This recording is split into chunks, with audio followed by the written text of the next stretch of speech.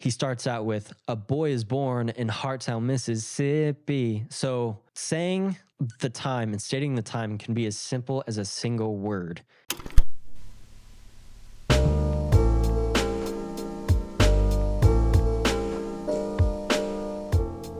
What's up, y'all? Welcome to the 21st episode of the Resolution Podcast, where we help rappers gain clarity on their calling. I'm your host with the most, Alex Lacey, and today I'm super stoked because we're going to be talking about a lesson that I learned and I had to pay $6,000 for it.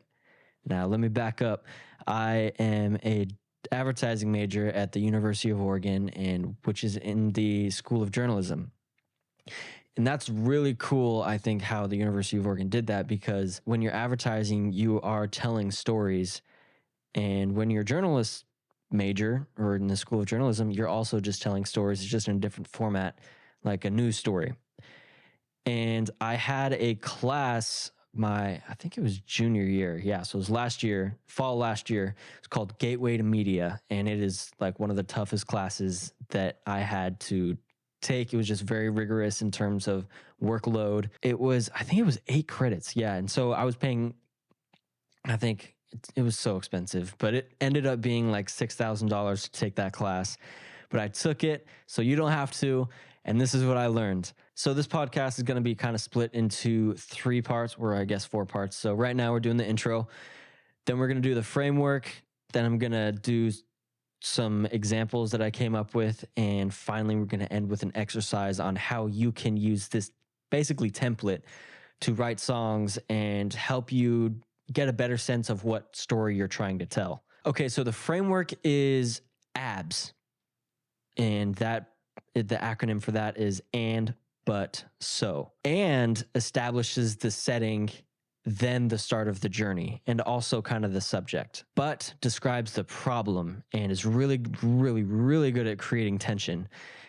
So is the resolution to that problem and how it is solved. This framework is very universal, and you can write it in Instagram captions to try to get that tension. You can use it in songwriting. It's very universal. And I actually have a really good story example that I wrote for this podcast.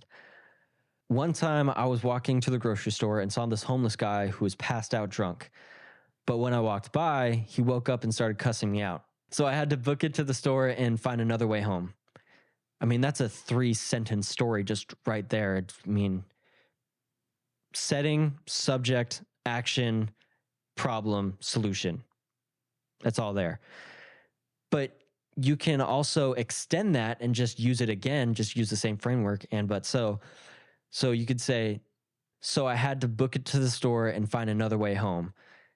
And when I got home, I was exhausted, but I still had homework to do. So I was just passed out instead and decided to do it in the morning. There you go. So you can chain them all together, or you can expand the and, but, so framework. So an example of that would be the same story, but just expanded.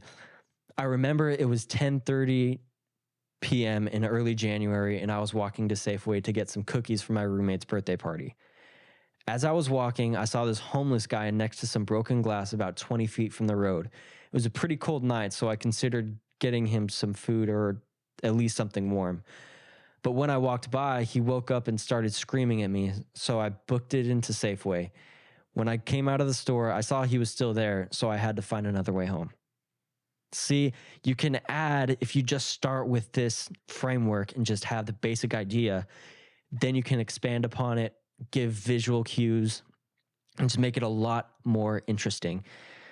So if you know how to use the very basic framework and chain that framework together, and then also expand upon that framework, you're golden. Like, this is a way to tell a story. This isn't the way, but it's a way that I've been really exploring and using a lot, and I found very helpful. So I hope it helps you out. So that was the example of using the ABS framework and kind of just taking it from 3 sentences into, I think, about 10 sentences is what that was. And next is going to be the exercise that I think will really help you out with when it comes to songwriting and just telling stories on your own. So this exercise is sum up your story into 5 sentences, just 5. First sentence should be focused on the setting and the subject. So establishing the time and place, that's the setting, and then also the subject.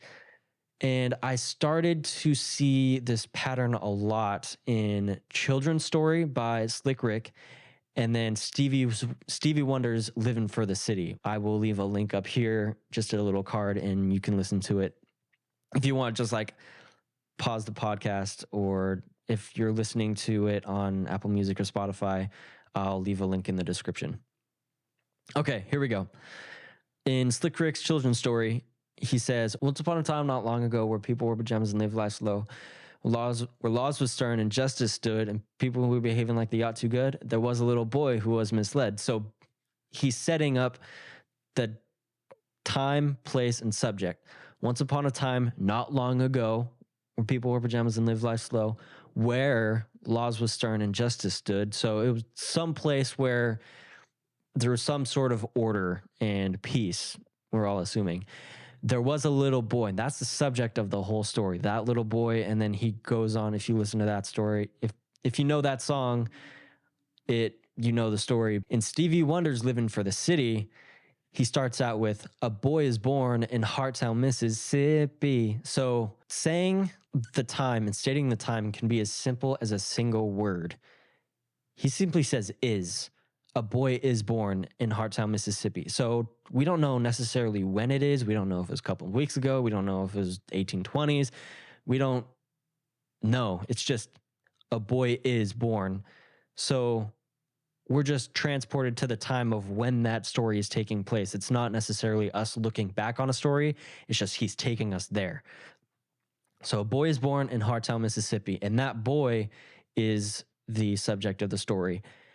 And he also goes on to establish the setting by saying his family's situation and how his mom was barely making a penny and how his dad was barely making $1 and how his sister was wearing old clothes, but never were they dirty. So it was, Stevie Wonder is just incredible. I grew up on Stevie Wonder, so that song specifically, I've had a lot of memories. It's just eating dinner with my family and just listening to that and being like, wow, this is so wild. It's like, it's such an honest and just good story. All right, so that was the first sentence. First sentence is setting up the subject and setting up the setting, and then setting up the subject. Second sentence is and. It's talking all about that second splice of the and conjunction.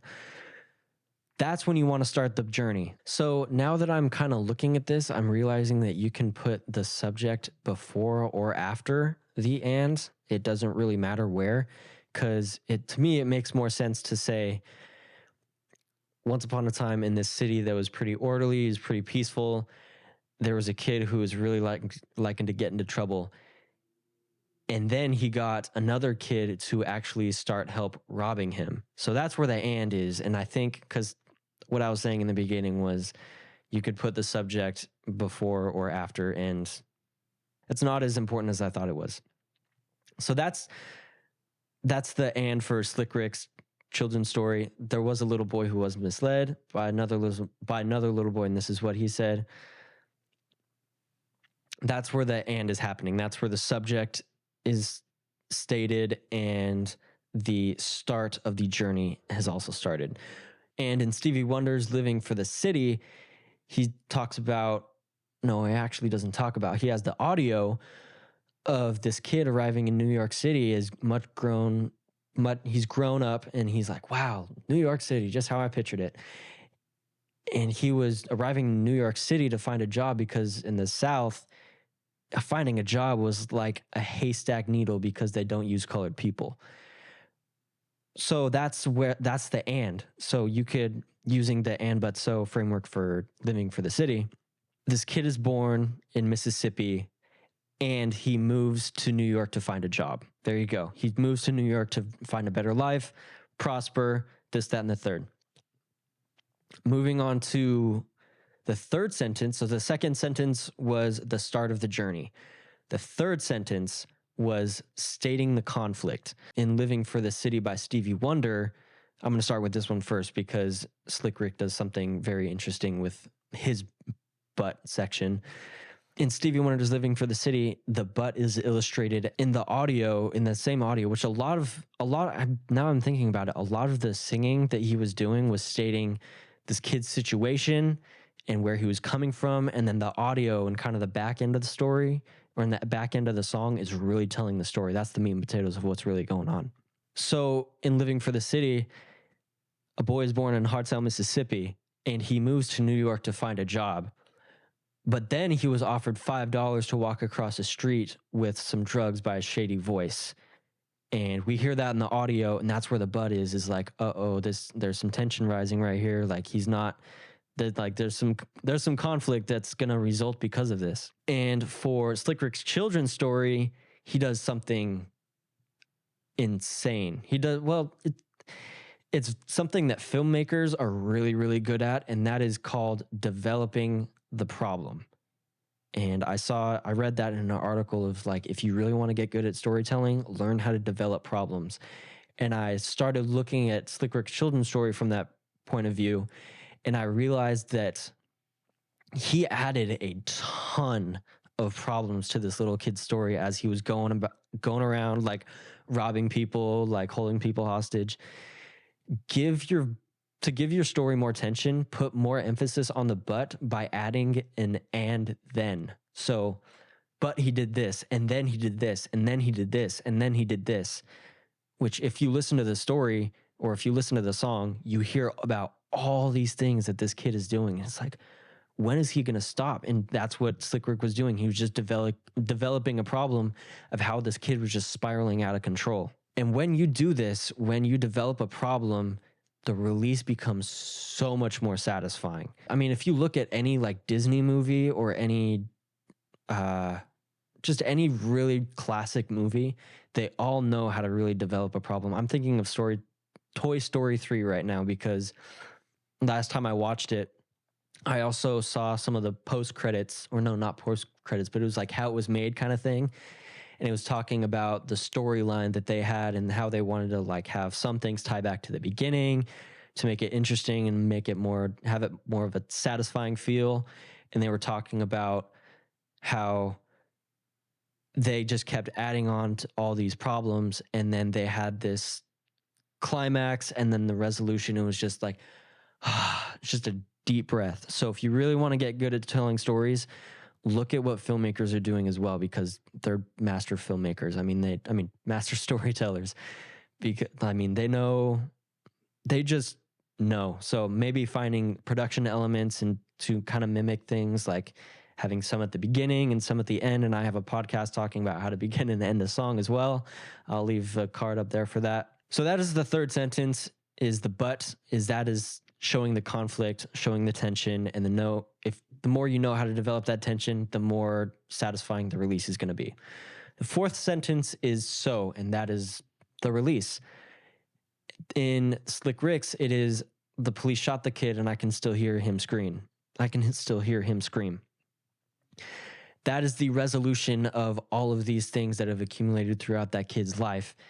And it just hits so hard because it's like, wow, he does all this stuff and that's how it ends. That's how the problem is solved, which is really sad. And then he gets into like the meaning, and that's the fifth sentence. We'll get to that. And the fourth sentence, or the fourth, looking at it from And But So for Stevie Wonder, he was arrested and sent to 10 years in prison.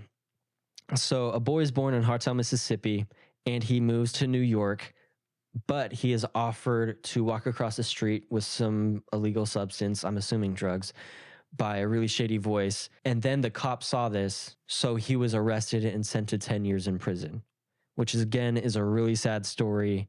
So the fourth sentence is talking about the so, or the resolution to that but, to that tension. The fifth sentence is the meaning, and that's the moral of the story. So at the end, we all know Aesop's fables. They all have the meaning of the story, like the tortoise and the hares, like just because you're fast doesn't mean you're going to finish first. Slow and steady wins the race. In Slick Rick's story, he's talking about a warning. He's saying just another story about the wrong path, telling people, almost warning people, listen, if you're going to commit to a life of crime, this is what's going to be at the end for you. This is what your end of your story is going to be. Living for the City by Stevie Wonder, the meaning can also just be shining a light on what is happening in other people's lives. That could be the whole meaning. It's almost like a news story in a way, kind of tying back to the beginning of this podcast. You could just be saying, hey, this stuff is happening. I don't have a solution. I'm just reporting on it. That's it. We need to find a solution. So to sum it up into an actionable exercise for when you're writing a album, song, whatever, you can start it with the first sentence, which is going to be talking about the setting and the subject. The second sentence, which is going to be talking about the subject, which possibly the subject and the start of the journey. The third sentence is going to be talking about the but, which is the tension that the subject comes into confrontation with. The fourth sentence is going to be the so, how that confrontation is resolved, how the problem is solved. And the fifth sentence is going to be talking about the meaning of the story. Why are you telling the story in the first place? Is it just to shine light on other people's stories? Is it to be a warning?